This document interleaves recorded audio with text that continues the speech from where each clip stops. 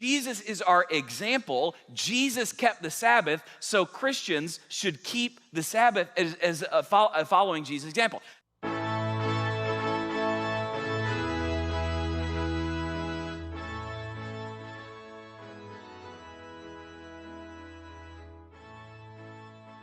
Remember the Sabbath day by keeping it holy. The Hebrew word holy comes from the English word holy comes from the Hebrew word kadosh. It means to cut or to separate. In other words, there should be 6 days and then there should be a cut. The 7th day should be separate. It should be different. These are the working days. This is the resting day. The 7th day is a Sabbath to the Lord your God. On it, you shall not do any work, neither you, nor your son or daughter, nor your male or female, nor any foreigner residing in your towns. Now, did you see this? That's one of the 10 commandments. I actually don't have much to say here. I just want to point this out. What's really interesting, guys, this is in the same list as do not commit adultery.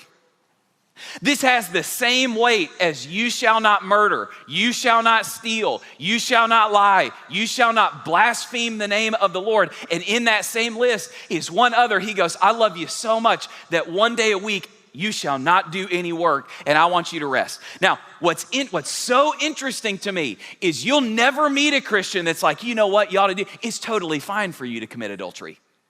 It's totally fine for you to kill somebody.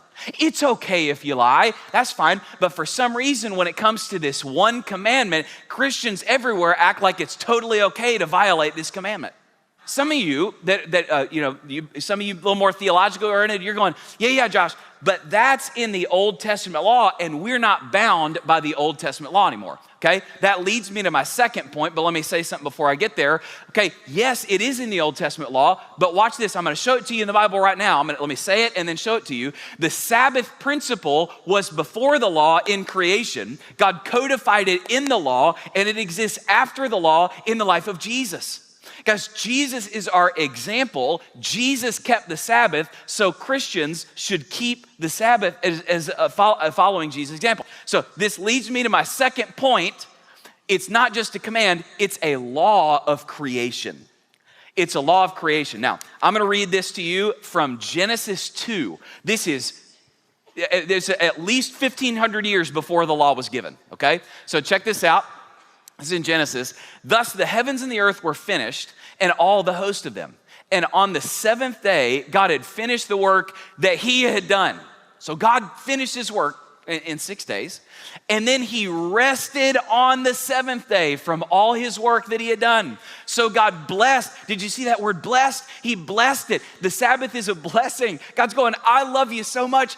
Please let me give you this blessing. He blessed the 7th day. He made it holy because on it, God rested from all his work that he had done in creation. You study your Old Testament, there are only 4 things in the Old Testament that carried with them a death sentence: adultery, murder, breaking the Sabbath, and rebellion against parents.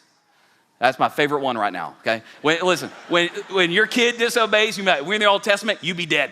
Okay, now, let me just say, it wasn't momentary disobedience, it was ongoing open rebellion, but that's a little more funny to say it the other way. So those are the 4 things: adultery, murder, breaking the Sabbath, rebellion against parents. Now let me ask you, God, this is so important. God put a death sentence on this one. Why? Do you know why? Because when you continually break the Sabbath, you're killing yourself slowly. Now, so sociologists, just track with me, I like nerded out on this. Sociologists, they did this study a few years ago where they were studying the happiest people on earth. And one of the groups of people they found were happiest is a little Christian sect called the Seventh-day Adventists. And you can tell it in their name, they're like really religious about keeping the Sabbath. Now, not only were they some of the happiest people on earth, they on average live 11 years longer than the average American. You may be asking the question, okay, all right, that's kind of cool, but why? So why did God command a Sabbath rest day? Well, let me say it and then let me teach it. Here's why he did it: because it teaches us to walk by faith. That's the purpose of the Sabbath. Not just, it's for rest and replenishment, but also spiritually, it teaches us to walk by faith. Now, you got to know this. The first time Sabbath is ever mentioned in the Bible is not in the Ten Commandments. 10 Commandments is in Exodus 20. The first mention of the word Sabbath in the Bible is 4 chapters earlier in Exodus 16. I'm going to read it to you. What you got to know is this is when Israel's in the wilderness and God is providing food for them by manna, bread from heaven.